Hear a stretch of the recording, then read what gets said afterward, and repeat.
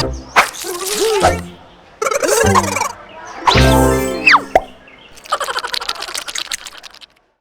morning, everybody.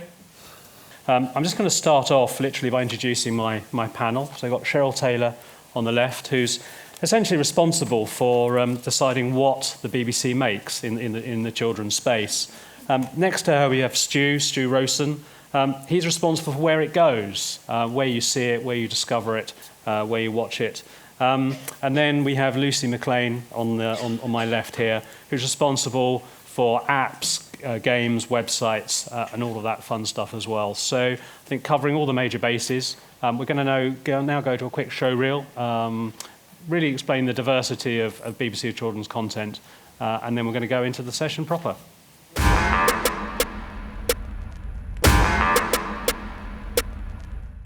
I really enjoy watching all of your shows. Hold up, no you didn't bow. I ain't the chick to up behind your brown town. Just 'cause you're packing, whoop down sound. That don't mean I'm ever gonna take it lying down. Baby, you're the man. But I get the power. You make rain. But I make it shower. You should know I'm the one who's in control. I let you come take the win long as you don't forget. Who got the power?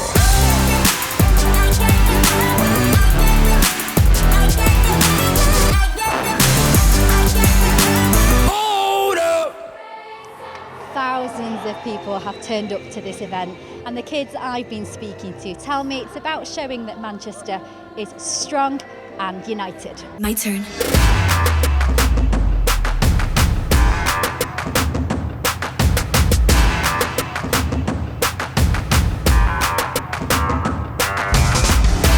Yeah, I'm a machine when I do it. I'll be catching fire, gasoline when I do it. Just 'cause you back it, whoop down south. That don't mean I'm ever gonna take it lying down. Baby, you're the man. But I got the power. You make rain. But I make it shower. You should know I'm the one who's in control. I let you come take the wheel long as you don't forget.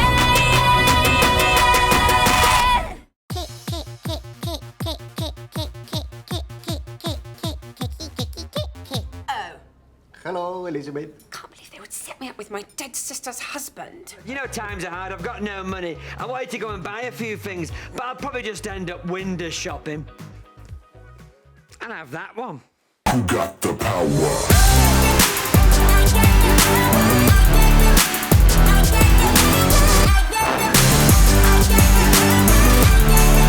Who got the power?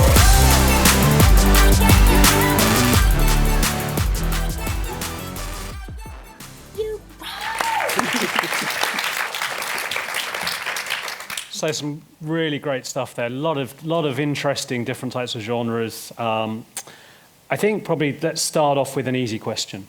The bigger, better strategy. Some of you may be familiar with it. Some of you probably don't know too much about bigger, better. Can you just explain what that is?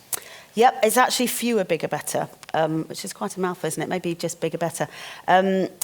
Yes, as you all saw from that lovely show reel that was put together by a great interactive team, we do a lot of stuff, and we want to do many things because the BBC, as a public service broadcaster, are passionate about giving a balanced diet of content to kids 0 to 12, and now in the recent months 13 to 16 as well. But we do a lot of different things across a lot of different platforms. And as consumption habits have changed, we realise that in order for this great content to cut through, we just need to make it more visible. And that means doing some stuff in greater volume. And as we haven't got the money to keep everything, if we do some things with greater volume, we have to lose other things. So that on our platforms, on iPlayer, on YouTube, people will notice us. And as we've also got our new head of discovery, Stuart here, the fewer, bigger, better strategy obviously conforms to his plans. Might be worth just looking at those now, Stu. And I think that's the interesting thing is looking across it and saying, what are our priority brands and how do we make them as big as we possibly can? Because it's really easy to just have a plethora of titles that you're desperately trying to do everything with, but actually you just end up kind of flooding the market or flooding the internet or the TV schedules or whatever it might be. But I think to have that real sense of focus and go, right, okay, we've got X amount of things that we really want to push out there and try and own, just enables us to sort of have more focus, more clarity, and to have a greater impact fundamentally. I think, Cheryl, you said you're doing 400 hours of CBBC a year. 400 hours. Our service license is such that we are regulated to provide 400 hours of content on CBBC and 100 hours for CBeebies. That's originations per year. So, of course, when we're thinking about fewer, bigger, better, we have to think about that because obviously, as I said, we have a finite amount of money. So I couldn't go off, for example, and commission 400 hours of drama because I just wouldn't have enough money. I could probably, if it was just going to be drama, that would use up all of our cash in a very short space of time. So we can't, in a sense, the fewer, big, better strategy, it's something that we have to think about very carefully. So alongside the drama and the great entertainment, obviously we want factual shows. We will be looking for really good lower cost shows because that does mean, for example, that we might have a few more episodes of a great drama like The Dumping Ground or Jamie Johnson. But in a sense, it's fantastic, the service licence, because as Alice often says, it keeps us honest. So it means that we fulfil our brief, which is, to deliver multi-genre content to our audience. Within those 500 hours, do you have a percentage you allocate to certain formats, certain genres? Roughly speaking, over the years, it kind of remains about the same. But as we go to fewer, bigger, better, we're tilting a little bit more towards drama because we know that's a really big seller on both channels. The drama is very, very popular. But as I say, there's only really a series or two that we can do in that regard before we start to look a bit kind of mean down on the factual and the fat dense side. So it's just a bit of a balancing act. Okay. And as you know, I don't know if you've seen, but this morning we've announced new content for the 13 to 16-year-olds, which is going to be playing out on iPlayer. And that stretches our budgets even further, although brilliantly, we've been given a certain amount to cater for that audience. We've just got to be very careful about not robbing Peter to pay Paul in that regard. Do you want to say a bit more about that 13 to 16-year-old? Because I think it's interesting about your strategy in terms of where you're putting that content and the accessibility. Yes.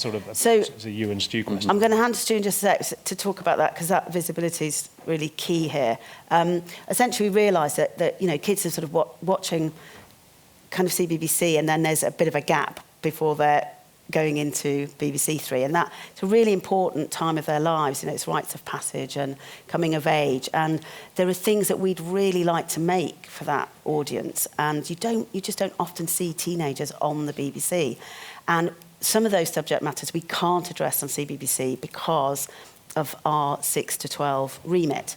Now, in the past, I think we've done really, really well in offering a popular and broad appeal set of shows. Obviously, you get shows like Creeped Out, which veer towards the older end, and Bear Behaving Badly, for example, which obviously the 6 to 7-year-olds would like. But there are some things that teenagers or even 11, 12-year-olds, to be honest, are interested in that we want to talk about, whether that's sex, whether that's driving, relationships, all that kind of thing we couldn't put on the channel. So this new kind of slate really of 13 to 16-year-olds will be published on the iPlayer. Stu can talk a bit more about that and what that means. Yeah, and I think it's the first time for us where we're commissioning content, Cheryl's commissioning content where we don't actually have a channel for it, in the sense of where it would naturally go. And discoverability is clearly an issue basically as soon as kids get a mobile phone these days. But that 12 to 16 area is a fascinating one for us around our iPlayer strategy. So fundamentally, because iPlayer now has an under 13s homepage, so if you're signed in, you get a specific homepage for under 13s. We'll be rolling out soon a 13 to 15-year-old personalised homepage. So, 13-year-old Tim Collins signs in and gets a specific page, which is different to what 40-year-old Stu Rosen might get, and that's exactly what we need, because we don't want them to be accessing Peaky Blinders or whatever. What it then gives us the ability to do is to take all these teen commissions and really push them to the right people. Now, that we know full well that 22-year-olds might like it, 30-year-olds might like it, but we can really specifically target the right audience with the right piece of content. Whereas, in that sense of what iPlayer has traditionally been, is just sort of, you put everything there and hope that people go into the categories and find the stuff. And it becomes almost too general. But the more we go down to sort of segmenting that audience, the more we can really then target the right people with the right kind of content. And for us, it's about the challenge of turning iPlayer from that on-demand thing where people drop in, watch EastEnders and then go away again, to actually being like a default video destination where you can go and you can just spend hours watching great content. Because we've got hours upon hours upon hours of great content, but we know that discoverability is an issue, yet when kids find it, it sort of scores really well in the AIs. Yeah. And just to bring Lucy in terms of that focus in different age groups, we'd already started that, haven't we, with the kids' iPlayer app? Absolutely, yeah, that's performing really, really well for those younger kids. And just keeps growing. Good. Another question about content, and I guess it's a simple one. What are you looking at in the next sort of 18 months? Probably, so it's a question for everybody. But it might be worth going to Lucy first in terms of product, because I know it's always interesting to think about. You saw on the show reel the new Buzz app, for example, and the type of thing that maybe the gathered people here can get involved in. Yeah, so a couple of things that I think are going really well. So you saw Playtime Island, which is our main CBeebies new release there. That's going from strength to strength, and there are opportunities to continue to create content for that. I'll talk a little bit in a second about how you can do that. When I was here last year, I talked about lots of opportunities we'd opened up to create more products with the extra investment. So we have 2 more CBeebies apps we're bringing to life over the next 9 months. They're absolutely beautiful. And again, there are opportunities for people to create lovely content for those as well.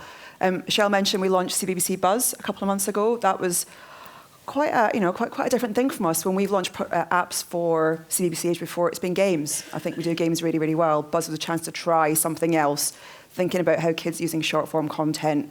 And we launched that app not really knowing how it was going to go down, what was going to work. So we kind of filled it with lots of different content types and kind of sat back for the first 2 weeks and just saw what was happening. And there are a number of challenges in it. So every day we'll set a challenge and say, draw a picture of what you've had for your dinner, draw eyebrows on Gary Lineker, this kind of stuff. And things where children can create and make and send in are outperforming everything else absolutely enormously. We've had more than 300,000 pieces of content sent in. Oh, wow. And crucially, moderated by a human. So we don't put anything into the app that hasn't been moderated by a qualified moderator. And that itself is creating content. So you start to tip the balance. What content do we create? What content do the kids create? And I think at first we assumed, because we're content creators, that we would be the ones creating most of the content. And we're starting to see the balance tip a little bit, which is really, really interesting. It's been fascinating. So we're still continually watching it, thinking about how much content we make, what the kids expect from it, how they navigate around it, and improving it. So that's been really, really interesting. And games as well. Games are a huge area where we will continue to invest and grow. We've got a really big, ambitious game that starts to help kids work together in a game. So starting to think about that kind of social element that we see in a lot of the kind of the really big, well-performing games. So yeah, we're trying some new things this year, and we're really excited. Okay, I come from a sort of commercial background. So in terms of if there are producers in the room and they're thinking, okay, we want to work with you, how would the economics of that sort of work? If they've got some great ideas, are you funding these apps, or are you looking for sort of partners? What's the sort of business model on that? The way it works is that we work with companies absolutely all over the place in different ways. We might outsource the full build of an app. So CBBC Buzz was built by Chunk in Glasgow. For Playtime Island, we own the shell of the app. So my engineering team builds and maintains that shell. And what we commission is the content that goes in that. We give you guidance on how to work with our shell environment, what technologies to use, and then it gets plugged in. Yeah. I think I'll admit that I think it's been quite hard to work with this in the past. Some of the paperwork and process that we've had have made it quite expensive and quite time-consuming to work with this. So over the last few months, we've done some sessions with agencies and game developers and listened to where the pain points are. And at the moment, we've just opened up a chance to be part of a new games roster, which we've launched. So we're looking for up to about 15 companies who will be our main providers for the next couple of years of HTML5 games. That's games that will go on our website and our app, a really good, juicy range of opportunities over the next couple of years. So if you're not already aware of that and are interested in it, please have a look on the Bravo website, because that's going to be where a lot of good, interesting work will be available. And I think the overhead of pitching for it will be much lower than it's been in the past. Okay. And in terms of actual kind of video content, as Lucy was describing, because the Buzz app, you know, eats content basically, and a lot of that, because it's responsive, is made by the core teams in-house across our short form and social teams. But we have also commissioned some really great kind of short form sketches, really. There's a thing called You Be the Judge that goes out, and a hilarious thing called Potato Party coming soon. So there are opportunities for relatively low cost but high volume ideas that can feed that app. And in terms of long form, just to say that we're very diligent about putting out our development opportunities on our website. So these have just been changed. They're fresh kind of news on there. So do sign up to that. And we also have a newsletter that gets sent out. And if people visit the website, they'll find details about how they can contact us and get put on that mailing list. So you can hear all about kind of what shows have been working well, what we're looking for, and any gatherings that we're arranging which might be of interest to indies. And as I say, all the development opportunities are up there, but just in brief, just to give you a few things to think about. We've recently started commissioning rounds, and in the first commissioning round that was done earlier in the year, we got something like 234 submissions, which is a huge number. So we got deluged, basically, and it all took a long time to process. And it was a delightful experience because people worked really hard. And as ever, the ideas coming through it are very strong, really great stealth learning opportunities for both channels, which is, you know, one of our USPs. But it did mean that we had a lot to look at, and we've stocked up, essentially, really for the next 18 months, especially in drama.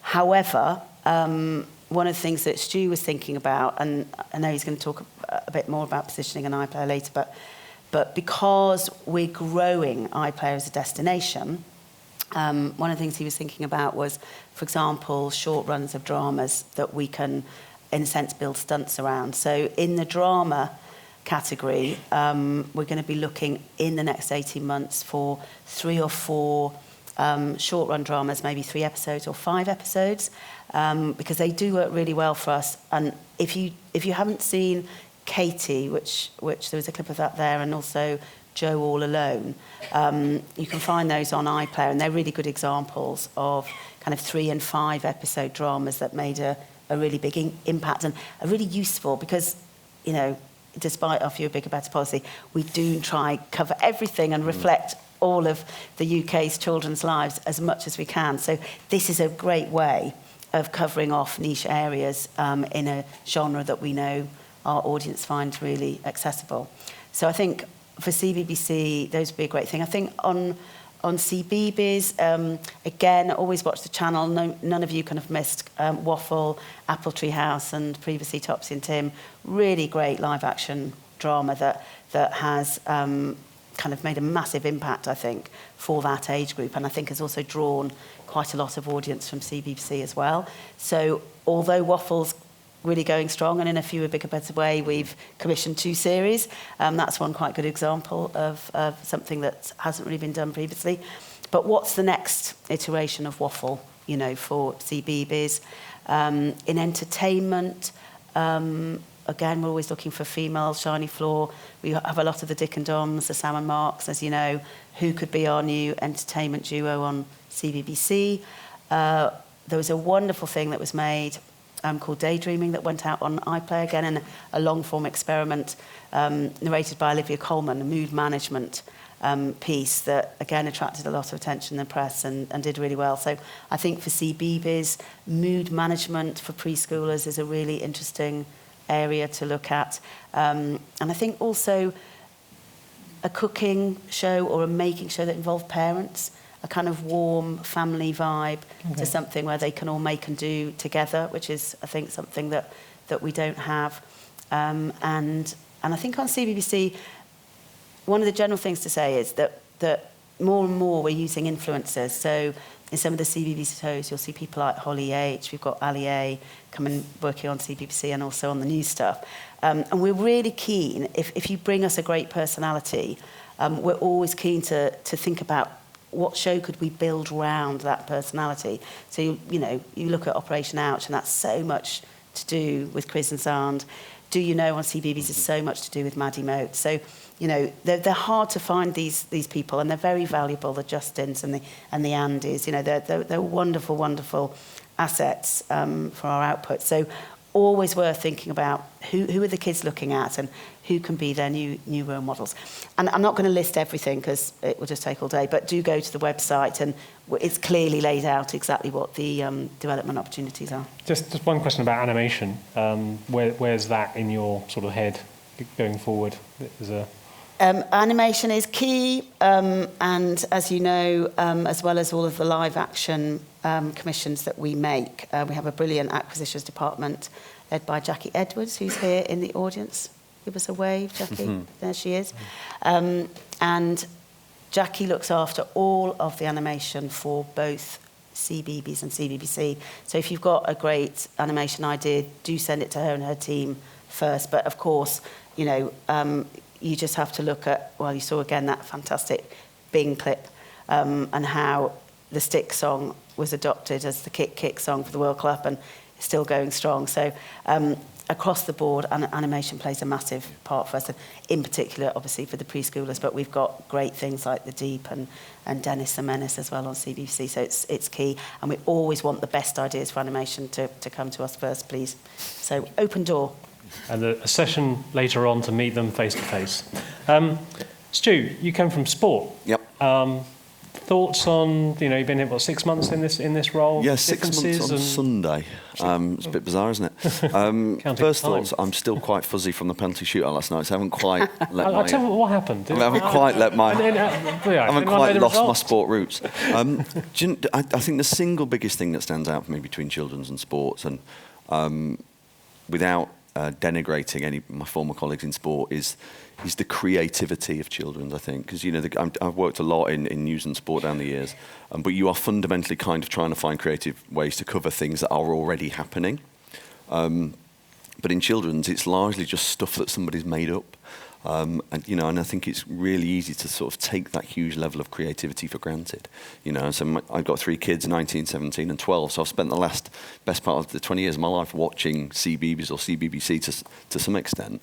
But you kind of take for granted the impact that has on your life and your childhood and sort of, your friends and those around you. And I think coming in and seeing just the immense level of creativity around programs and all of the content that goes on, so that's kind of made it quite difficult in a sense of going, right, okay, fewer, bigger, better. So this is a brilliantly creative place, but can we just calm some of it down a little bit? So, we've done a lot of really focusing in on not just what we know makes real impact, but also how do we have that sort of, if you like, the thing that Cheryl talked about is the texture of our output. Because if we were just chasing numbers, actually we'd do things far differently. There's a lot of what we do that we don't do just because we know it will get a huge audience, or we know it sort of get big numbers online or whatever. So I think for me, it's how now do we look at, right, okay, we've got this brilliant creative force right across our division. I think it's the best in the UK, probably the best in the world.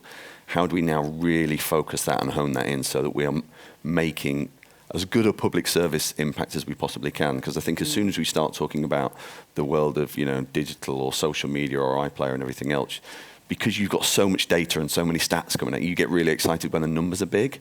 But there's got to be a bit more about it than that. We can't just go, brilliant, we had 400,000 people watch this thing or whatever it was.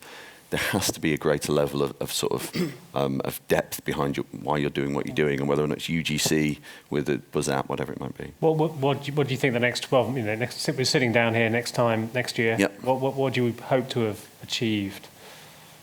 Good question. I think I've kind of spent the last... Apart from winning the World Cup. Yeah. kind of spent the last 4 or 5 months trying to work out what we should do in my area. We've got to the stage now where we're very focused about what we want to do and how we might restructure the department, how we will be really focused on each individual platform. And again, I think it's because everybody in this industry just keeps saying we need to do digital, probably without being as clear about what it actually is now to say, right, okay, our apps are for this, iPlayer is for that, and just being really specific about what works, and then really focusing in on it because, I sort of get the sense that, the people who are new to digital think that the world of digital is new. But we do know what works in a lot of those spaces and just focusing in on that because fundamentally kids haven't changed. I was just sort of saying to Lucy before we started is that, kids like stories and songs and they like making stuff. It's just that they don't use sticky back plastic to make stuff now. They do a video on Musical.ly or whatever it might be. So, just focusing in on what our core strengths are, putting them in the right place and at the right time around mood management and on the right device and all that sort of stuff. I think in a year's time you'll see a far clearer strategy around what we're doing in all of those individual spaces. And I would hope that, we're seeing a far different iPlayer product around the children's space. So, we are looking at how do we start releasing stuff in almost in an iPlayer first way now, so more box sets. What is the level of depth that we can add on that, around children's content and maybe some of our archive and some of the programs that we're not quite able to surface as well on the channel as we'd like to. But then, things like Newsround has just got a new website. We know that Newsround could be a huge player for us. There'd be 2 new apps by then, sort of Go Explore and Go Create around the sort of the CBeebies age. So there's a load of things coming down the line that will both push up the numbers, which is obviously we want as big an audience as possible, but also really drive the engagement and kind of, if you like, improve the impact of the quality that we have on kids' lives. Okay. Lucy, question here, moving the dial in terms of games and apps. So, I mean, you're not trying to compete with, Electronic Arts and people like that, but I mean, are you looking to... How are you looking to sort of, increase audiences or players or downloads? Are you setting yourself some objectives here? Or Back to your assertion that we're not competing, I think we are. Okay. Children have got a fixed amount of time in a day to spend with their favourite devices, so we're in competition with Fortnite and Facebook and Instagram, so we have to make sure we've got really exciting, compelling things that they want. Obviously, it's much easier at a younger age because it's the parent that controls the device to access to the device. And building a strong relationship with the CBeebies brand with a parent is a really key way to get our apps out there. But as soon as kids have more control over and access to the App Store and games consoles, it's much harder. So making sure we can make the best things we can is really important. Stu mentioned earlier personalisation. I think this is key. Children have got used to products like YouTube and Netflix bringing stuff to them. They don't have to go and find it anymore. And we have a huge amount of stuff that we make, and helping children make sense of that is really important. So from an app like Storytime, which has 60 stories in it, how do you make that catalogue work for the parent and the child so that your favourite brands come to the front, that the stories are there based on your reading ability or your age or what other children like you liked, things like that we can do. Newsround, is a hugely interesting place. We've just rebuilt the website, so start to think about how you tailor that based on your age, or is the child at school? Are you at home? Are you doing your homework? What age are you? What are your passions and interests? Changing things like that. I mentioned a little bit about games earlier. We're definitely looking at what trends. So absolutely, while we're not going to build Fortnite, you start to look at what makes Fortnite interesting, and you look at those needs. What needs is it meeting? And how do we build those into our games? So those audience needs, what drives a kid to love and experience at every age is a really key part of what we do. So games for 5 to 7-year-olds, we look at very much about instant gratification. Things that are easy to pick up, there are clear rewards, they're really fun, they're slightly quirky and funny. And when we're commissioning games, we say these are the things that this game must make a child feel. We're not going to tell you what to build, what the story needs to be, what it looks like, but these needs are really key to us. When you move a little bit older, kind of 8, 9, 10, it's about mastery. How does that child feel they've got really, really good at something? How are they going to get that real kind of feeling of fulfillment, which might not be as instant? It's a different thing, but again, the games we do have to tick those boxes. They'll do it in a different way to Fortnite or to Minecraft, but those needs are the same regardless of your budget. So we're just doing the best we can with our budget, but always kind of going back to those core needs. And I think the thing with personalisation as well is it's both a massively exciting challenge and also a massive pain in the bum. Because, if you're Tesco or Amazon, personalisation is far easier because they just sell you stuff.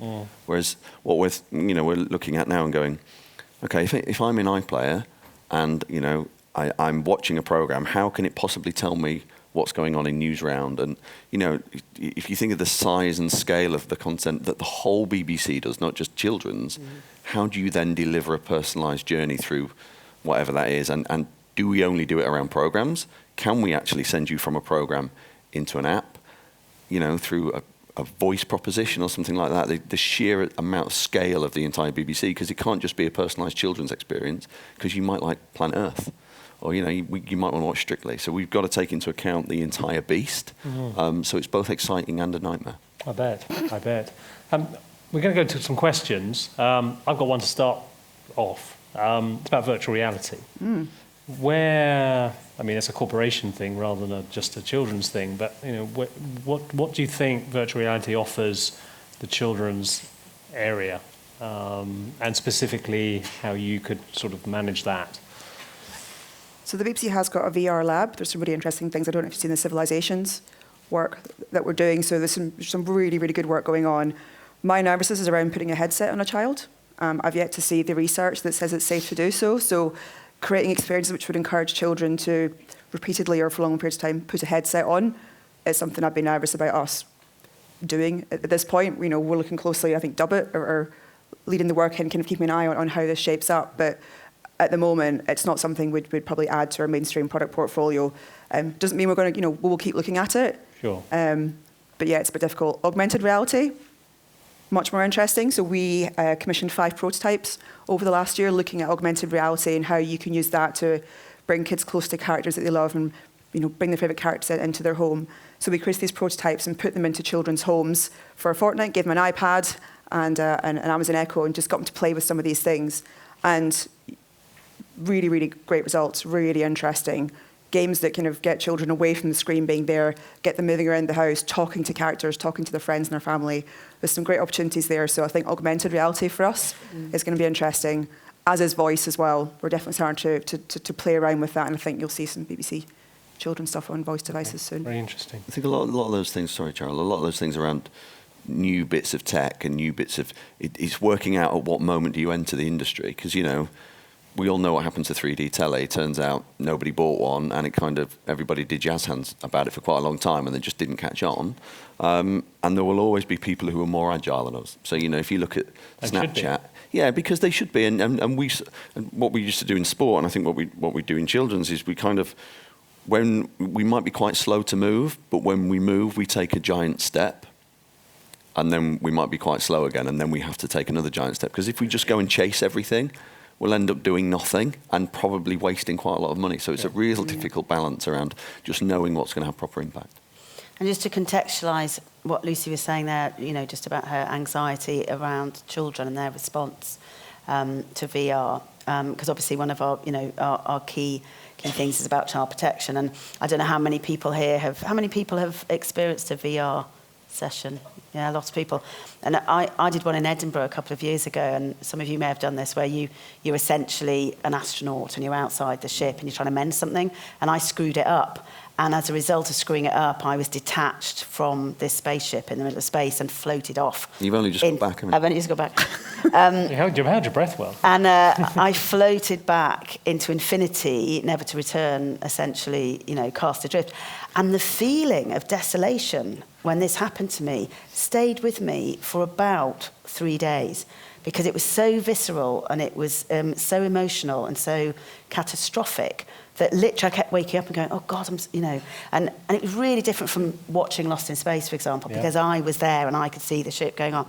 And I think just using that as an example, we've got to be, as Lucy says, very, very careful, just in an emotional way. There's the Stu point of view, which is let's not put our finger in every single pie, but there's also the duty of care issue as well. Yeah, I think I focus very much on the kind of the lower end of our age group, thinking about that older end, the opportunities around understanding the world, seeing places, experiencing things that you might not get to experience in the real world. Absolutely huge, really interesting. Open heart surgery, not for all those things, amazing. Some questions. Lady on the aisle there. Hiya, hello. Usual question from me. Opportunities for small companies to get their foot in the door. I mean, what makes a big brand, and where are there opportunities for experimentation and trying out new things? Hello, Kath. I think, as we mentioned, in terms of things like the buzz, there's still short form opportunities, but they have to be quite specific, as I say, kind of quite low cost, high volume. As you know, we're absolutely committed to our My Life documentaries, and we're hoping that we'll be able to make more of those for the 13 to 16-year-olds. This is for people who don't know, this is a channel-defining series on CBBC, which is essentially looking at extraordinary kids and letting them tell their own stories. And to Stu's point about public service and how seriously we take that, this is a brilliant example, actually, of a show that both is massively public service but hugely popular, and that kind of wonderful expertise that you all have in making very entertaining content with a public service spine, I think is always good to underline. But we love those shows, Kath, because they're there for smaller companies. They're always 50k for a half hour. Sometimes we take 15-minute ones if the child in question, the story isn't quite so expansive. But I would say those are a really good way to get your foot in the door. And I think in terms of what makes a big brand, you know, it's a number of different things. I mentioned before about personalities. There's no doubt that, you know, if you bring us a key kind of piece of kind of presenting talent who you know, who's got the personality, who's got a passion, someone like Steve Backshall, who can literally take the nation's children along with him as he goes into the jungle or goes on an underwater adventure. These people are quite rare, so often if you find that personality, as I say, you can build some format points around them, and you know, I think that they're key in building a big brand. I think, again, with certain performers, I know this happens more on grown-up TV necessarily than kids, but, you know, if you've got a drama, you know, that's got a great part for a key bit of talent, we're always keen to know about that.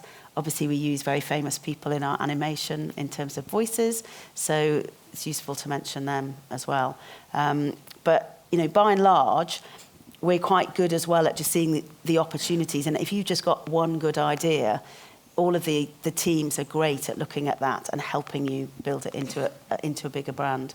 But I think My Life, especially for a very small company, are probably the most obvious route. Okay, thank you. Another question? We've got about 5 minutes, so we need to be quick. Thank you. Sorry, I'll get to you in a minute.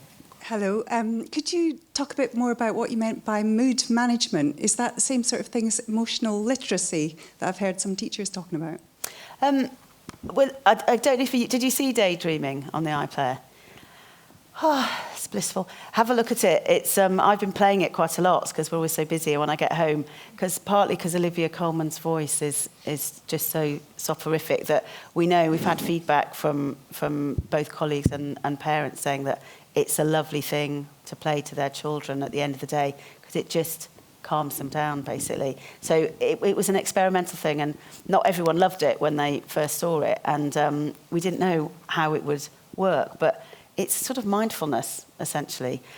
So because that was an interesting experiment and it really paid off, Kay commissioned that, and as I say, no one really knew what it was going to be like, and it's this exquisite thing. So it's definitely a proper mood management thing for children. So I think we were just thinking, what else could we do in that space? I think it taps into the psychological need states that we know kids have. So whether or not it's ability or independence, and we know how that changes across as they sort of get older. And the Daydream is actually a really good example. And I was the one who didn't like it when I first saw it, by the way. Charles, just being nice. And I was blatantly wrong because it did really well. And sometimes you look at things and you go, I don't quite get it. And then it does really well and you have to put your hand up and go, turns out I was wrong about that. But it's knowing what psychological need states your type of content, whether it's an app or program or whatever, is really feeding and really playing into. And that's a key part for us when we're looking at basically what we're going to do, whether it's long form or short form or any of the other bits we do. There's a question down here, lady. Thank you. Hello. I was wondering, in terms of, obviously you're talking about like different genres and trying to be across the board, but in terms of the types of topics that BBC will hopefully deal with children. So Michael Rosen was talking about that boundary of what you can show to children and trying to kind of help them understand about maybe dealing with kind of harder topics. So what's kind of the BBC's mission on that in helping kids understand, obviously, social media and everything they've got to deal with as a young child? Do you want to talk about Own It? Yeah, I think fundamentally we take it really seriously. And you know, on the back of all of our staff passes is the word trust, and we know that we're more trusted than anybody else. Are we the most trusted media brand in the world? Maybe. So I think we take that really seriously, and alongside that, it enables you to tackle things that probably nobody else could tackle and have real gravity around it. And one of the things we launched right at the start of the year, actually before I arrived, was the Own It website.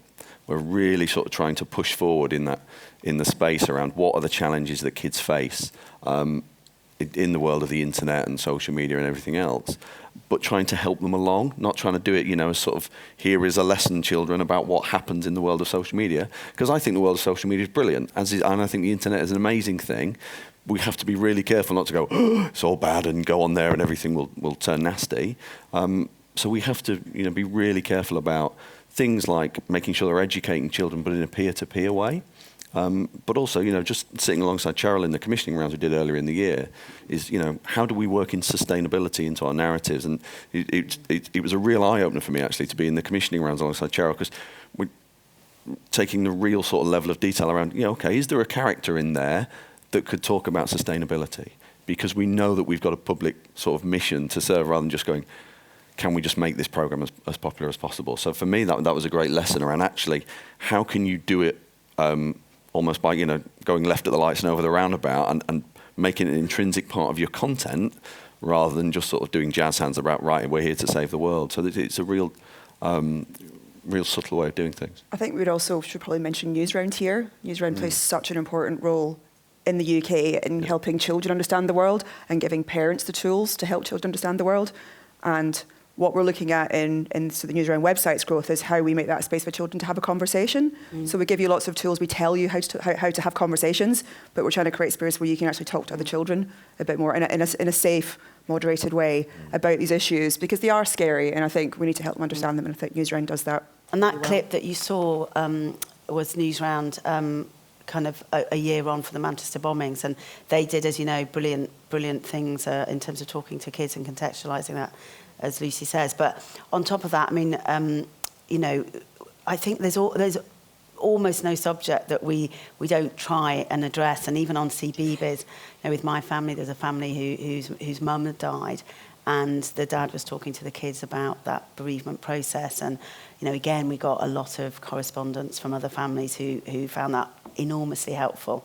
And similarly on CBBC, again, going back to the My Lives, there's a lot of children on there who might have been bullied, who really bravely come forward and talk about that and share their experiences and offer, kind of tips to other children who might be in a similar situation. And we really hope going forward, because again, we genuinely feel there is a gap between 13 and 16-year-olds, that on the iPlayer with our new content for those teenagers, because you just don't see ordinary teenagers on the BBC, and we want to show teenagers in all their glories, thinking about kind of passing their driving test, getting through exams, getting their first job, and what's it like competing with people of your own age to be the best at that job, and how do you go around an interview, and the mysteries of sex, how can we cope with them, and we really want to get those messages out, and we're not scared that other people haven't done that, or haven't done it particularly well, and we really want to address those issues. I think we've kind of got like a moral and social responsibility to do that better than anybody else. Okay. Agreed. So time's up, I'm afraid. With one last question, sorry. Thanks very much. Given the funding constraints, for those of us that are developing big, ambitious international drama series for the older age group that you're just beginning to touch, do you have an approach to working with potential funders in the guise of Apple, Facebook, Netflix? How do you manage that process? And, can you talk about any kind of business approaches that you have to it, please? Yes. Well, it's really important for us, and we're aware that, in a sense, with the explosion of new ways of kids consuming, that their appetite for sophisticated content is growing all the time. So, especially in the drama space, where, as you mentioned, you have got the Amazons and the Apples and Netflix with really ambitious, glossy products. So we absolutely want to be in that space. And in order to afford the best things, co-productions are and will increasingly, I think, become very important. I think it's true to say, without giving specific details, because this is with some of these big companies, there have been a few teething problems because we've not negotiated with them before, and we have specific needs as the BBC. But the appetite for those relationships to grow and become easier to do and essentially, negotiate in a shorter time is very big. We really want to get it right. So at the moment, it's not a one-size-fits-all. It's a bit of a case-by-case basis. What's the show? What's the volume of the show? But yes, in answer to your question, we're not scared of big projects, and we do want to work with other broadcasters and platforms. So I'm going to have to wrap this up. More questions available to, obviously, my guests here and obviously their colleagues at the one-to-ones at the workstation. So they start at 12:15. If you go to where you registered for the CMC, you go in there. It's a first-come, first-served basis. So, get in there quick, get in line, and then ask them questions, obscure or as interesting as you like. I'm sure they'll be very polite. Thank you. Thank you for coming.